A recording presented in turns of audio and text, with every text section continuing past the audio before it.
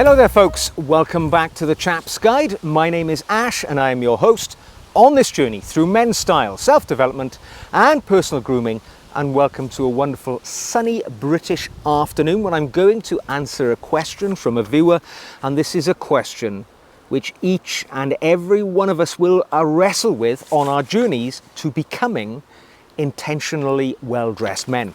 And the question comes from Matt. I'm going to use his words here. What he says is this: in recent months, I have ditched t-shirts, hoodies and sneakers, except for one pair, to finally become the well-dressed man I've always wanted to be. I am a fanatic of the Victorian era, but as you've said in your videos many times, society refuses to let anyone dress as they wish they could. As of now, I've rebelled against society in order for me to be able to dress how I wish. I have blazers, waistcoats, cravats, pocket squares and the like. But there's one issue I continue to struggle with, and that is ditching the denim jeans. The clear alternative to me are chinos, but without resorting to formal trousers for the most part, are there any alternatives? What a great question. Because you're right?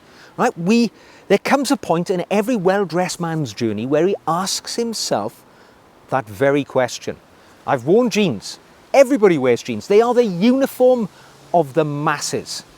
But there comes a time where you think to yourself, is there something better than these humble denim jeans? Now, I've had many, I'm not going to say arguments, but discussions with people who write into this channel when I say jeans are not for the intentionally well-dressed man. People will say that's not true, right? I say jeans are humble workwear. Their inception into this world came because men wanted hard-wearing, simple, functional trousers to wear to keep their best clothes in good condition, which were riveted together, which were made of rough and actually not pleasant to wear material initially. Obviously, denim's gone on a journey, but back then they were basically just functional clothes, which people didn't want to wear. They wore because they were cheap, easily put together, and lasted a long time, could be patched and repaired and things like that. Now, over time, right, that journey has changed. Many people have argued with me that jeans are something of the national dress of North America, particularly American folks. You know, people who perhaps have a history as cowboys or railroad workers. They will say, yes, these are icons of the American wardrobe, that you can wear jeans with a blazer. I would say, can you really though? What you are doing is bastardizing two different styles and putting them together to make a fix which doesn't look right to anybody. I would say there are other routes you can take. Now, I'm going to offer some of those options here today. Yes, as Matt has suggested, chinos do offer the most obvious choice, right? Because they're not a dress trouser. They're not, grey flannel slacks, which you wear perhaps in more formal situations. But chinos for me, when I gave up wearing jeans, when I was around about 40 years of age, and it wasn't because, by the way, I couldn't wear jeans and look good in them, because when I was 40-ish, I was in great shape. I mean, I still am now. I can still wear jeans and, they look good on me. I own a pair of jeans, but I use them for working now, for their intended purpose, when I don't want to mess up or damage my other better clothing. Right now, the trousers which I wear most of the time are chinos, because they offer a number of different improvements over jeans. Firstly, a rich palette of colours which simply aren't available in denim. Chinos, you can pick your poison when it comes to the colour of your choice. Also, nicer feeling fabrics against the skin. More versatility. They are casual. You can roll them up at the bottom, wear them with deck shoes. Or you can wear them with your finest shoes with a blazer. They are very, very versatile. But I'm not here to advocate for chinos today. Matt knows that's a great choice. I am going to talk about three genres of trouser which are not chinos, which are not jeans, but they bridge the gap between jeans and maybe our more formal clothing. Now, the first group of trousers I'm going to talk about is actually cotton twill. Now, it does kind of include the chino, but cotton twill includes richer materials like cavalry twill, which is stronger, more robust material. It's like a beefed up chino in many respects. And I would recommend that when you're looking at trousers like this, we head down the route of earth tones or faded colours, because there's a clear distinction from denim jeans then. We are moving into the clear, intentionally chosen trouser category. And I like earth tones, so I like olive greens. I like ruddy, rusty colours, you know, reds, not red per se. Stay clear of your scarlet reds and your pinks, because you will end up looking like that retired army major who props up the bar in the golf club. They always seem to wear red trousers. So go for more muted colours, because these, I think it is perhaps their informality which makes them more street appropriate. As I said, you can wear them with your, you know, your country brogues if you're in the country, going to the county fair in the summertime, or in the middle of the winter you can wear them with your commando soled boot out walking. They have an enormous amount of flexibility. You can wear them with your loafers when you're at the beachfront. And because of the variety of colours they come in and different types of materials, you have something which is going to work for you all the time. Now, as Matt has said, he has something of a leaning towards Victorian styling. Well, chinos are perfect for that, because you can certainly include them in an outfit which will perhaps include a waistcoat, a neckerchief, a cravat, whereas jeans, they feel somewhat incongruous when worn with much more formal accessories. But the chino, it's got just enough sort of formality to cross over to looking all right with that type of clothing. And also, you can also wear it with much more casual should you wish. I mean, let's be blunt. If you're wearing a pair of khaki chinos or, you know, cotton twill trousers, and you get an invitation that afternoon to go to see the boss in his office, you throw on a blazer with a shirt and tie, totally appropriate. You leave work, take the blazer off, roll the sleeves of your shirt up, go to a barbecue, totally appropriate. Now, there's not many pairs of trousers that can float in that category. And that includes your grey flannel slacks and your jeans. The cotton twill trouser, smack there in the middle. Now, the next category of trouser I like is corduroy and moleskin. Now, these tend to be more favourable for kind of cooler months, because there's a lot more richness to the material there, thicker generally, and they are steeped in British heritage from the word go. Moleskin, for instance, is it's almost like a really rich material, moleskin. It's beautifully soft, velvety against the skin. It's quite thick. It has texture, right? So it has that extra dimension to it that maybe the chino does not have. It keeps you warmer. It's a little, it really fulfills all the same categories as chino, you know, being formal, semi-formal. But for me, it's much more of a country, outdoorsy type trouser. Again, go for rich autumnal colours, you know, the russet reds, the forest greens, things like that. They look beautiful like that. And also in this area of what I would say perhaps I would call winter trousers is corduroy. Now, corduroy, a lot of variety available, right? Now, those stripes of material which make up corduroy, they're called whales.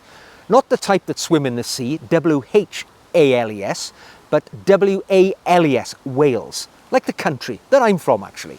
And whales are variable in size. So if you have very fine whales, you know, it can make the trouser look quite formal. Or if you have quite thick whales, and in my opinion, the thicker the better, by the way, because it's all about texture and pattern when it comes to corduroy, then it gives the trouser a totally different characteristic. And for me, again, it's very much the British country aesthetic, if that's your thing. And again, same sort of colours, rusty colours, earth tone colours, browns. I would, dark blues and navies will work in it, but for me, you want colour when it comes to corduroy. It's what it's all about. Really, it's about texture.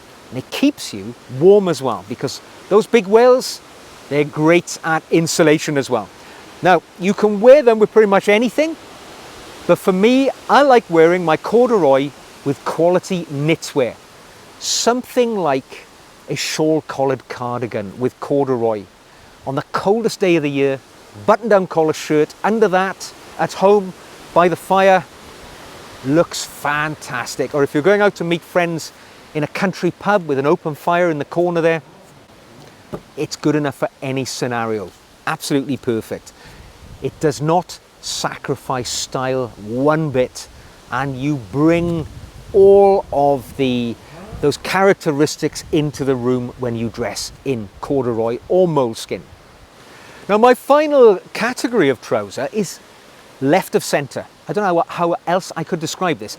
The two ones which I'm going to talk about are the Gurkha trouser and the smart drawstring type trouser. Now, the Gurkha trouser, let's start with that one. Its origins, it's somewhat of a formal trouser. It's got double pleats at the front, but its closure is a sort of flap closure which goes across, makes the trouser look very distinctive.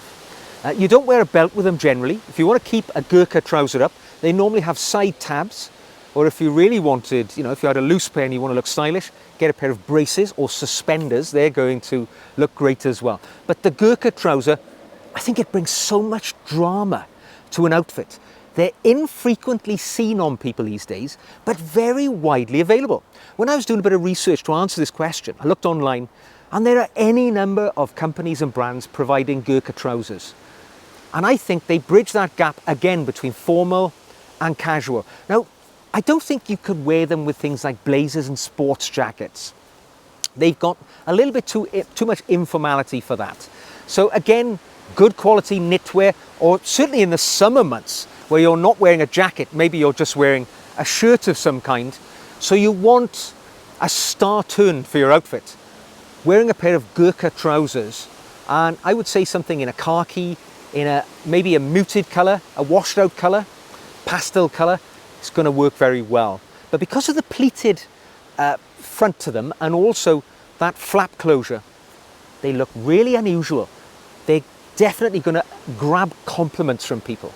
Now, the smart drawstring trouser is really on the up and up of recent years. My teenage son definitely loves these, right? And what they are, same as the Gurkha really, they are a hybrid between formal and casual, because there are some very nice drawstring trousers. They do not just look like, track trousers or athleisure that has been squeezed into the smart category. No, there's something beyond that. They are very smart, but also very comfortable. They tend to be made from soft fabrics. So when worn against the skin, they're very comfortable. They maybe don't need to be ironed with a great deal of precision. So you're getting that advantage as well. Now, clearly, they're not flexible, right? You're not going to be wearing them with a blazer or a sports jacket, but you are going to be wearing them with maybe a bit of knitwear if it's cooler, maybe with just a shirt, maybe a polo shirt. A lot of guys wear these playing golf these days because they are quite comfortable and give you more movement ability when you're wearing them. But certainly, matched with something of soft tailoring which goes along with it, I think, a smart drawstring trouser is a viable alternative and worth thinking about. So there we go. I hope Matt has drawn something from that. What I would say to him is just remember that your sartorial journey is not about the destination. It's about the path that you take, and it's commendable that you're thinking about going in different directions. I would say pick one pair of trousers from the categories that we've talked about today, bring them into your collection, give it a trial run. See if you like it. And if it doesn't work for you, in 6 months' time, try something else in a different area. Maybe you want something a bit more formal, a bit less formal. Try and find something which works for your lifestyle. There's no right or there's no wrong. You can wear what you want, but it's finding what fits into your lifestyle and the aesthetic that you want to present. Have fun, go out there. As I say, there's no wrong answer. Now, if you've enjoyed today's video, you can ask me a question too. All you need to do is drop me an email or even drop it into the comment section below. And if I can, I'll make a video in which I will knock your question about and see if we can come to some sort of answer for you, or at least give you an idea. Now, if you'd like to join me on my journey as I head towards my style destination, you can become one of my patrons. In the show notes below, you will find a link to my Patreon page. And if you join, which costs a tiny amount each month, and I even give quite a bit of free content away, so join even if you don't want to become a funded member of my Patreon. I make extra content exclusively just for my patrons. So if you like what you see here and you want to see more, join me as a patron.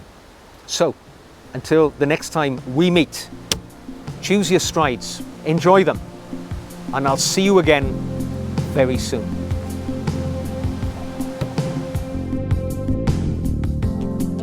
I'm tired of waiting. How long have I been waiting here to hear the sound of your wings leaving?